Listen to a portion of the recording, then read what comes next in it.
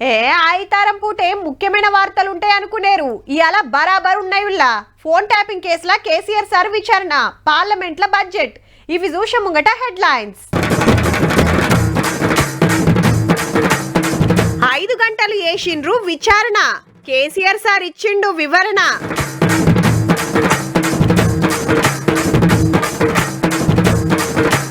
53 లక్షల కోట్లతోటి బడ్జెట్ మనకేం ఇయ్యలేదని ఫైట్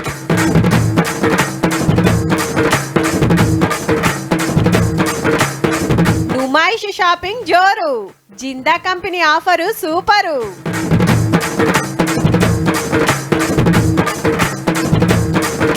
పట్నంలా కొత్త ఛార్జింగ్ స్టేషన్లు ఓనర్లకు తప్పినట్టే తిప్పలు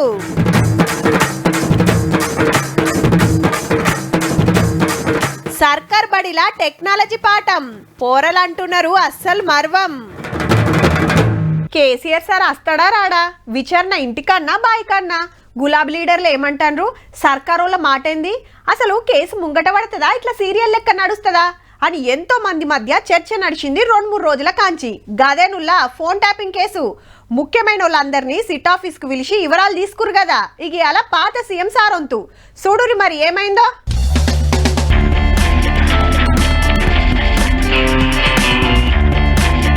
ఎర్రవెల్లి ఫామ్ హౌస్ కంచెల్లి కేసీఆర్ సార్ ఇట్లా బయటికి రాగానే గులాబీలు గుప్పుడే గుప్పుడు సీదా హైదరాబాద్ నందినగర్ ఇంటికి వచ్చేండు రామన్న ఎదురొచ్చి లోపలికి తీసుకుపోయిండు ఉద్యమం కోసం పిలాన్ లేచిన ఇంట్లోనే విచారణ ఏందని బాధపడ్డాడు పెద్ద మనిషి ఇంటి చుట్టూ ఫుల్ సెక్యూరిటీ శితం మంది వచ్చారు గాని ఎవరిని ఇటు రానియాలి మా పట్టీలు 3 గంటలకు సిట్ ఎంక్వైరీ విచారణ చాలా అయ్యింది పవల్ రెండంగా ఫోన్ ట్యాపింగ్ చేయాలని మీరు ఆర్డర్ వేసిండ్రా రిటైర్ అయిన ప్రభాకర్ రావు పదవి కాలము ఎందుకు వేయించిండ్రు ఒకరికే 2 పోస్టులు ఎందుకు ఇచ్చారు ఫామ్ హౌస్ లా 4 ఎమ్మెల్యేలు కలిసిరని మీకు మతలబ్ ఎట్లొచ్చింది ట్యాపింగ్ మిషన్లు కొనడానికి పార్టీ ఫండ్ వాడినట్టు సాక్ష్యాలు ఉన్నాయి అది నిజమేనా మీ పార్టీకి ఎలక్టోరల్ బాండ్స్ ఇచ్చిన వాళ్ళ నెంబర్లు ట్యాపింగ్ లిస్ట్ లో ఎందుకున్నాయని క్వశ్చన్ల మీద క్వశ్చన్లు వేసిరట నడిమిట్ల ముత్యమంతా సేఫ్ బీరేకిచ్చి మళ్ళా చాలు చేసిండ్రు లోపట విచారణ ఇట్లా నడుస్తుంటే తెలంగాణ అంతటా ధర్నాలు నిరసనలు చేసిరు బీఆర్ఎస్ కార్యకర్తలు మా సార్ కు నోటీసులు ఇచ్చుడేంది ఎంక్వైరీకి పిలుచుడేందని గులాబీ భవన్ కాడికి బగ్గనే వచ్చిరు పార్టీ వాళ్ళు సీఎం సార్ ఇంటి ముట్టడికి పోతుంటే ఆగబట్టిండ్రు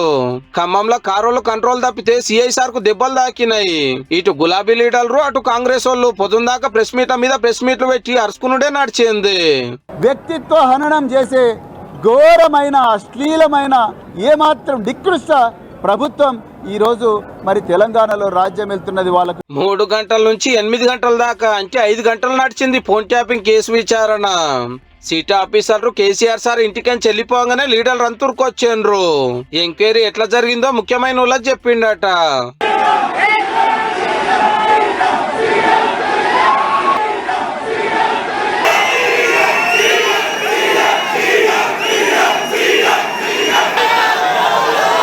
మీ ప్రమేయం లేనిది మీ ఆజ్ఞ మీ ఆదేశం లేనిది ఆనాడు ఫోన్ ట్యాపింగ్ జరగలేదు పారిశ్రామికవేత్తల్ని బ్లాక్మెయిల్ చేశారు బడా కాంట్రాక్టర్లు బ్లాక్మెయిల్ చేశారు ఆఖరికి సినీ తారల యొక్క ప్రైవేట్ జీవితాలు కూడా తొంగి చూస్తున్నారు ఇటువంటి తప్పు పని చేసిన తర్వాత కూడా అది గొప్ప పని చేసినట్టుగా దానికి ఏదో పెద్ద ఈ దేశ స్వాతంత్ర్యం కోసం పోరాడినట్టుగా వాళ్ళకు స్వాతంత్రం చెప్తూ నిరసన చెప్తుంటే నాకు ఆశ్చర్యం అనిపిస్తుంది జాలి కలుగుతుంది వాళ్ళ మీద జీతం రాగానే ఇంటి ఖర్చులకు ఎట్లా చదువుతామో పార్లమెంట్లో సెంటరోలు పెట్టే బడ్జెట్ సుత గంతేనబ్బా 28 రాష్ట్రాల్లో దేనికెంత పైకం పంపాలి ప్రాజెక్టులకు ఎంత ఇవ్వాలి రైలు బండ్లకు ఎంత వ్యవసాయం కథేంది చదువులకు ఎంత ఖర్చు పెట్టాలి రోడ్లకు ఎన్ని కోట్లు కావాలి ఇట్లా ప్రతి ఒక్కటి వివరంగా చెప్తారు ఇలా గదే నడిచింది మరి తెలంగాణకి ఏమి ఇచ్చిండ్రు ఇన్కమ్ ట్యాక్స్ సంగతి ఏందో తెలుసుకోవాలి కదా చలో పార్లమెంట్ 53,47,000 కోట్లతోటి పార్లమెంట్ లో బడ్జెట్ పెట్టింది నిర్మలా సీతారామన్ మేడం సెంటర్ పైసల మంత్రిగా పద్దులు చదువుడు ఇది 9వసారి తమిళనాడు కాంజీవరం చీరగట్టి రాష్ట్రపతి ముర్ము మేడాన్ని కలిస్తే మిఠాయి తినబెట్టింది ఆడికెళ్ళి చక్కగా పార్లమెంట్ కు వచ్చింది ఇక ట్యాబ్ లో చూసుకుంటా దేనికి ఎంత ఖర్చు పెడుతుంది లెక్కలు చెప్పుడు సూపర్ అని అధికార పార్టీలు బెంచీలు జరుసోడు రక్షణ శాఖ 5,94,000 కోట్లు రోడ్లు రవాణా 5,98,000 కోట్లు గ్రామీణాభివృద్ధి 2,73,000 కోట్లు హోంశాఖకు 2,55,000 కోట్లు వ్యవసాయానికి 1,62,000 కోట్లు చదువులకు 1,39,000 కోట్లు వైద్యానికి 1,04,000 కోట్లు పెట్టిండ్రు. This is the first budget prepared in Kartavya Bhavan. is to accelerate and sustain economic growth by enhancing productivity and competitiveness, aligned with our vision of Sabka Saath, Sabka Vikas. ఇక బడ్జెట్ లో మనకు వచ్చినాయి ఏంటంటే హైదరాబాద్ కు 3 high speed రైళ్లు హైదరాబాద్ కి వెళ్ళి బెంగళూరు పూణే చెన్నైకి నడుపుతారట. అట్లనే బొంబాయి ఢిల్లీ పూణే చెన్నై వారణాసి సిరుగురిలా హై స్పీడ్ రైలు తిరగటానికి పట్టాలు వరుస్తారట. ఇక ఈ కిటకు ట్యాక్స్ ఏం పెంచలేదు. జాబులు చేస్తోళ్లకు మునుపున్న స్లాబులే. ఏడాదికి 12 లక్షల లోపు ట్యాక్స్ కట్టవలసిన పని లేదు. సిగరెట్లు బయటి దేశం మందు ఫిరంగల గడియారాల రేట్లు పెరుగుతుంటే ఫోన్లు ఎండపల్కలు తోలు వస్తువులు బీడీలు ఛార్జింగ్ బండ్ల వాడే బ్యాటరీలు క్యాన్సర్ షుగర్ మందులు చెప్పులు బట్టలు గాలి మోటార్ పనిముట్ల రేట్లు తగ్గుతాయి. బడ్జెట్ సూపర్ అని అధికార పార్టీ వాళ్ళు అంకెల గారడని ప్రతిపక్షాలు అనుకొచ్చినాయి. తెలంగాణకి ఏమి ఇయ్యలేదని మన సర్కారు వాళ్ళు అంటే అంత మంచిగానే ఉందని బీజేపీ లీడర్లు చెప్పుకొచ్చినారు.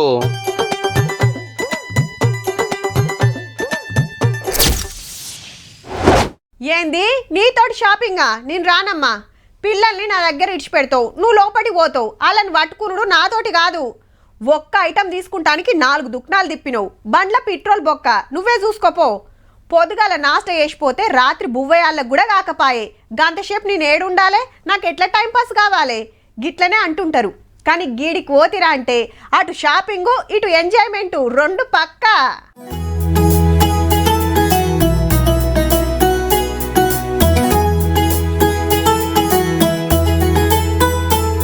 నుమాయిష్ షాపింగ్ జోరుందబ్బా. జనవరి 1 కి చాలయ్యి నెల రోజుల సంధి నడుస్తూనే ఉన్నది.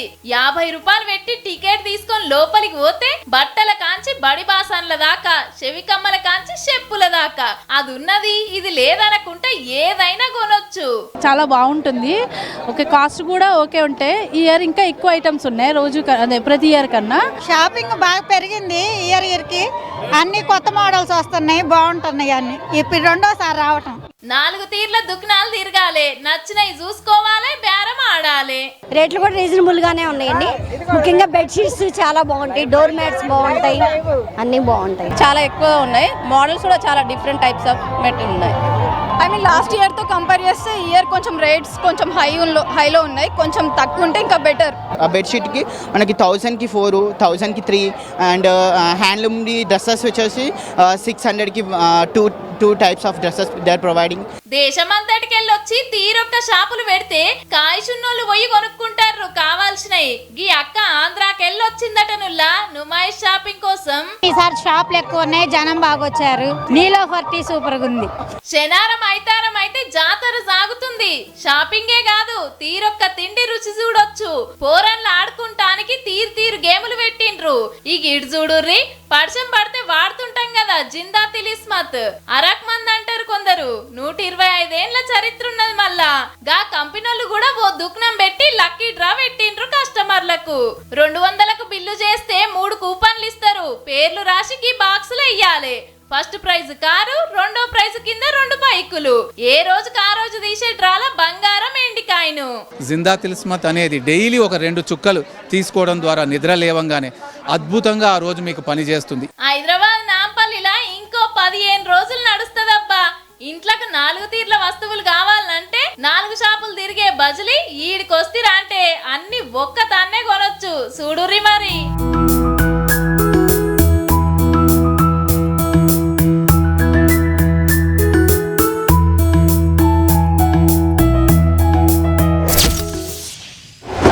అరే ఫోన్లో ఛార్జింగ్ పెట్టుడు మర్చినరా? ఎర్ర లైట్ చూపిస్తుంది ఎట్లా అని తొక్కులాడతారు. ఆఫీస్కి రాగానే పక్కోళ్ళ ఛార్జర్ తీసుకొని పెట్టుకుంటారు. ఛార్జింగ్ తక్కువ ఉందిరా తర్వాత వేస్తే ఆగరాదు. అరే ఎప్పుడు గేమ్లాడుడేనా?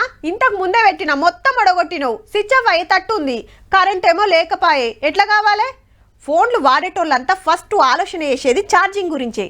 సేమ్ అట్లనే గీ బండ్లకు కూడా. పెట్రోల్ బంకుల లెక్కనే ఇవి ఛార్జింగ్ స్టేషన్లు అన్నట్టు. హైదరాబాద్ లో 2.5 లక్షల ఎలక్ట్రిక్ బైకులు కార్లు రోడ్ల మీద తిరుగుతుంటే గివి 70 ఉన్నాయట. ఏం సరిపోతాయి అంటారా? చాలా మటుకు ఇండ్లనే పెట్టుకుంటారు. రోడ్ల మీదకి వచ్చినప్పుడు బ్యాటరీల పుల్లలు తక్కువ చూపిస్తే అప్పటి మందం పెడతానికి. కాకుంటే ఇవిటితో ఫాయిదా ఎక్కువ. ఇంట్లో ఓ బైక్ అయినా కార్ అయినా ఫుల్ ఛార్జింగ్ పెట్టాలంటే తక్కువలో తక్కువ 12 గంటలు పడుతుందట. ఫాస్ట్ ఛార్జర్ పెట్టుకుంటే వచ్చేసి మనకు 5 to 6 hours లోపల ఛార్జింగ్ అవుతుంది అన్నట్టు, ఫుల్ ఛార్జింగ్ అవుతుంది. అంటే సగం టైం తప్పుతుంది అన్నట్టు. అదే గీ స్టేషన్లనైతే అర్ధ గంటకెళ్ళి గంటన్నరల బ్యాటరీ నిండుతుందట. కెపాసిటీ ఎక్కువ కాబట్టి జప్పునైతది అన్నట్టు. బంకు పోయి పెట్రోల్ కొట్టించినట్టే. కాకుంటే ఈడ ఎవ్వరుండరు. గీ గన్ను కారుకో బైకుకో లంక పెట్టి ఫోన్లో యాప్ డౌన్లోడ్ చేసుకొని ఎన్ని రూపాయలకు కావాలనో సెలెక్ట్ చేసుకొని పైకం కడితే చాలు, అంత మందం కరెంటు నింపుతుంది. 300 రూపీస్ కావాలంటే 300 రూపీస్ చేసుకోవచ్చు, 400 అంటే 400 చేసుకోవచ్చు. తర్వాత ఆటోమేటిక్ కట్ ఆఫ్ అయిపోతుంది. పెట్రోల్ రేట్లు పిరమైతున్నాయని అటు గాలి గలీజ్ కావద్దని ఇయాల రేపు చాలా మంది ఎలక్ట్రిక్ బండ్లు కొనబట్టిరి. దినామింత ఈ బండ్లు పెరుగుతున్నాయి కాబట్టి ఇవి సుతా పెంచుతున్నారు చిన్నగా. ఇంకొన్ని రోజులైతే ఏరియాకో పెట్రోల్ బంకు పడ్డట్టు ఈ ఛార్జింగ్ బంకులు పడుతుండొచ్చు.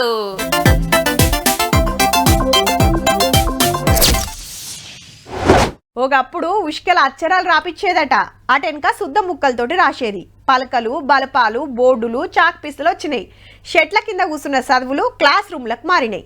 చక్కటి కుర్చీలు బెంచీలు, బోర్డు మీద పాఠాలు డిజిటల్ బోర్డుకి ఎక్కినాయి. గదేనుల్లా కంప్యూటర్ల క్లాసులు అన్నట్టు.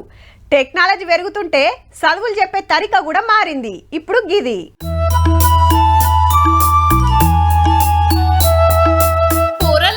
ఎత్తులకేవో బాక్సులు తలిగిచ్చిండ్రు, కిందికి చూస్తున్నారు పక్కకు చూస్తున్నారు, ఏం అర్థమైతలేదు కదా. ఈ వీడియోలో చూడుర్రి తెలుస్తది. తాజ్ మహల్ దగ్గరికి పోయినట్టే అనిపిస్తుందిలే. తాజ్ మహల్ చాలా అందంగా ఉంది. ఇక్కడ చాలా ట్రీస్, ఇంకా రివర్, ఇంకా చుట్టుపక్కల అన్ని కనిపిస్తున్నాయి. దీంట్లో మనం 360 ప్లేసెస్, 3D ప్లేసెస్ అవన్నీ చూడొచ్చు. పిల్లలు అక్కడ తాజ్ మహల్ దగ్గర ఉండి చూస్తున్న ఫీలింగ్ కలుగుతుంది. దీన్ని AR VR టెక్నాలజీ అంటారు. ఈ బాక్సులు తలిగిస్తే 3D వీడియోలు కనబడతాయి. బోర్డు మీద బొమ్మలు గీసి ఎంత చెప్పినా కొన్నిసార్లు పురాగా అర్థం కాదు. అర్థమైనా అల్కగా మతికి పెట్టుకోలేరు. అదే గిట్లయితే హార్ట్ డయాగ్రామ్ అనేది మనం డిజిటల్లో చూస్తాం, చార్ట్స్ మీద చూస్తాం, దాన్ని డ్రా చేస్తాం, దాని పార్ట్స్ కూడా చూస్తాం. కానీ దీంట్లో చూసినంత మంచిగా మనం డిజిటల్లో చూడలేము. దాని పార్ట్స్, దాని ఫంక్షన్ అవన్నీ చూపిస్తుంది. ఇందులో చూస్తే మాత్రం వాళ్ళు చాలా బాగా అర్థం చేసుకొని అది ఎలా పంపింగ్ చేస్తుందని కూడా కరెక్ట్ గా చూపించగలుగుతారు. పిల్లలకు బాగా అర్థమవుతుంది. అట్లని ఇది ప్రైవేట్ బడి అనుకునేరు, గవర్నమెంట్ స్కూల్లో చెప్తున్నారు. యాదాద్రి జిల్లా ఆలేరు రాజపేటల పిఎంశ్రీ పథకం కింద ఈ 2 స్కూళ్లలో చెప్తున్నారు. బోర్డు మీద చెప్పడం కంటే కూడా ఇక్కడ విజువలైజ్గా చూపిస్తే వాళ్ళు పిల్లలు బాగా అర్థం చేసుకుంటారు. మ్యాథ్స్లో 3D షేప్స్ ఎలా చేయాలి, అవి 3 ఎట్లా కలిపితే ఏమొస్తుంది అని మేము బాగా నేర్చుకుంటున్నాము. ఇంగ్లీషు, సైన్స్, లెక్కలు ఇట్లా ఏదైనా సరే ఈ పద్ధతులనే మంచిగా అర్థమైతుందట. బడికో 10 హెడ్సెట్లు, 10 రిమోట్లు, పిల్లలు కూసుంటానికి బిన్ బ్యాగులు, ఓ ట్యాబు పంపిండ్రు. 6వ తరగతికి వెళ్ళి 10వ తరగతి దాకా గీ ల్యాబ్ లో పాఠాలు చెప్తున్నారు. ఎంతసేపు ఓయిలో చెప్పిన దానికంటే గిట్ల బొమ్మలు చూపిస్తే అల్కగా మతికెక్కుతుంది. మరి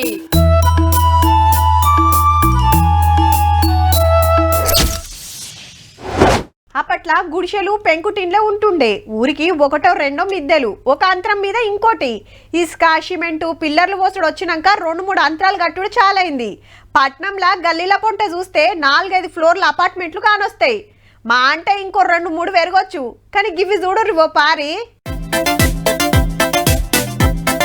ఈ మేడల కొస చూడాలంటే మన మెడలు వెనుక కొంచవలసిందే. తక్కువ ఎత్తు లేవు మరి. ఏడ చూడుండ్రి అంత ఎత్తు. ఆ బంగ్లాలకెళ్ళి ఈ బంగ్లకు నడుమ బుడ్డ బిడ్జే కట్టిండ్రు. ఒక్కొక్క టవర్ 40-50 అంతరాలు అంటే చూడుండ్రిగా. కడుతున్నది ఏడనో కాదు, మన హైదరాబాద్ లోనే గచ్చిబౌలి, నానక్రామ్ కూడా, కోకపేట, నియోపోలిస్ ఏరియాలలో పెద్ద పెద్ద అపార్ట్మెంట్లు తయారవుతున్నాయి రువ్వాడిగా. ఇటువంటి ఉన్న సిటీ బొంబాయి తర్వాత మనదేనట. చాలా ఎక్కువ కన్స్ట్రక్షన్ ఉన్న చోట్ల ఎంత పైకి పోతే మీకు అంత ఎక్కువ గాలి వెలుతురు ఉండడం జరుగుతుంది. హైదరాబాద్ లో 100 మీటర్ల కంటే ఎక్కువ బిల్డింగ్లు ఇప్పటికే ఒక 400 ఉన్నాయట. కొన్ని కంప్లీట్ అయి పబ్లిక్ కూడా ఉంటే ఇంకో కొన్ని కడుతున్నారు.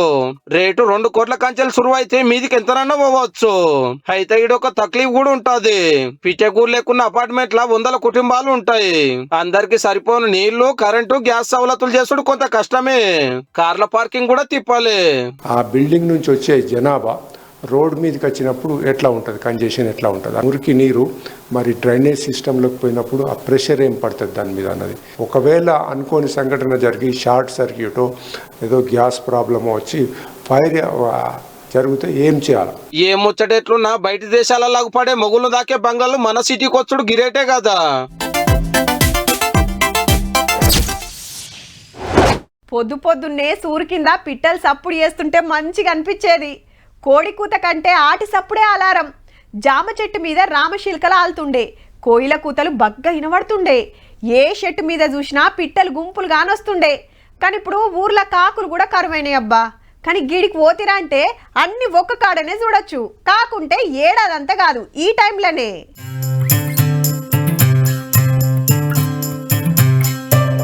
చెరువు చుట్టూరా పచ్చని చెట్లు, ఆటి మీద పిట్టలు, అటు మంచు అందాలు. అప్పుడే గూట్లకెళ్ళి గుడ్ మార్నింగ్ చెప్తున్న సూరన్న హద్దిరిందిలే. ఆదిలాబాద్ జిల్లా కజ్జర్ల చెరువుకు చలికాలం చుట్టాలతోటి కొత్త అందాలు వచ్చినాయి అబ్బా.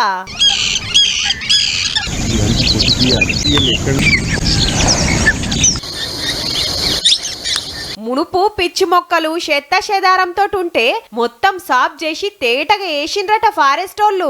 గట్ల చిన్నగా పిట్టలు వచ్చుడు పెరిగిందట. బయటి దేశాలకెళ్ళి కూడా వస్తున్నాయంటే చూడుర్రి. తీరు కొంగలు, రామశిల్కలు మొత్తం ఓ 80 తీర్లు ఉండొచ్చునట.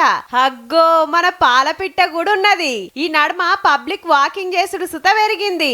ఈ స్పాట్ ను వీక్షిస్తే వాళ్ళు ఇక్కడ నుంచి ఒక 2-3 రోజులైనా ఉండిపోయేటట్టు ఉంది సార్. ఇది కడమ రోజుల కంటే ఈ టైంలా ప్రకృతిని మంచిగా ఎంజాయ్ చేయొచ్చునట. పోరలను తీసుకుపోతే మస్తు మురుస్తారు. దేశ విదేశాల నుంచి వస్తూ ఉంటాయి సార్. ఇక్కడ సుందరమైన ప్రదేశం అంటే దీన్ని ఎక్కువ టూరిజం స్పాట్ గా మనం డెవలప్ చేసుకోవడానికి ఆస్కారం ఉంది సార్. ఇంత మంచి జాగలకు వచ్చినాక ఉత్తగా ఊకుంటారా? సెల్ఫీలు, ఫోటోలు గుంజుడే గుంజుడు. పబ్లిక్ పెరుగుతుండే వరకు సవలతులు పెంచుతున్నారు చిన్నగా. జెప్పునే మంచి టూరిస్ట్ జాగ అయ్యేటట్టుందబ్బా.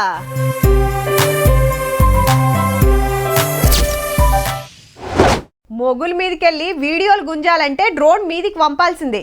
మామూలుగా తీసేదానికంటే డ్రోన్ వీడియో ఇంకింత మంచిగా అనిపిస్తుంది. చుట్టూరా ఏముందో మొత్తం చూపించచ్చు. పెండ్లీలు, దావతులు, జాతరలు, పార్టీ మీటింగ్లలో బగ్గా వాడుతున్నారు. కానీ ఆడికే ఆగలేదబ్బా డ్రోన్ల పనితనం. కొత్త ఇకమతులు వేస్తుంటే వ్యవసాయానికి గిట్ల ఆసరైతున్నాయి. రప్పున ఉరికింది, జెప్పున ఇత్తులు జల్లొచ్చింది. ఆవ్ డ్రోన్ తోని నువ్వులు పెడుతున్నారు. ఆదిలాబాద్ జిల్లా పొన్నారిలా కృషి విజ్ఞాన్ సైంటిస్టులు పైలట్ ప్రాజెక్ట్ కింద షురూ చేసిండ్రు. దేశంలో ఈడనే తొలుతనట. దీంతోటి ఫాయిదా ఏందంటే మనుషులతోటైతే ఎకరానికి రోజు పడుతుందట.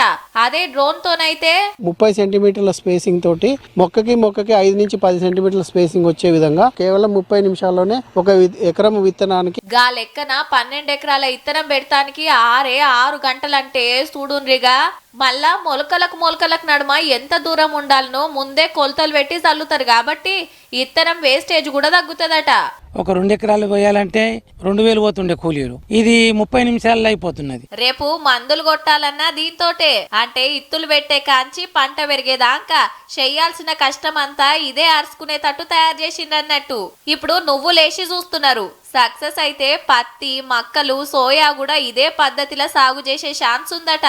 కాకుంటే గీ డ్రోన్ ఆపరేట్ చేసుడు తెలవాలి. దానికి కూడా 10 రోజులు సపరేట్ ట్రైనింగ్ ఇస్తున్నారు. ఇక ఊకుకే కూలోలను బతిన్లాడు, కూలి ఖర్చులు కూడా మిగులుతాయి అన్నట్టు. పంట పెరిగిపోతుంది, గడ్డి పుట్టది. ఇక అదే ముందు అయిన పడితే గడ్డి పుడుతుండే, మళ్ళా కలుపుకు ఒక ఎకరానికి 5-10 పోతుండే. మొగుల మీద ఈడియోలు తీసే కాంచి వ్యవసాయం నాట్లేసే దానికొచ్చింది డ్రోన్ కథ. రేపు ఇంకెట్లా సరైతుందో. చూసిండ్రు కదా. ఇక ఇవ్వుల్లా ఇయాల్టి వీకెండ్ తీన్మార్ ముచ్చట్లు ఉంటామల్లా. నమస్తే.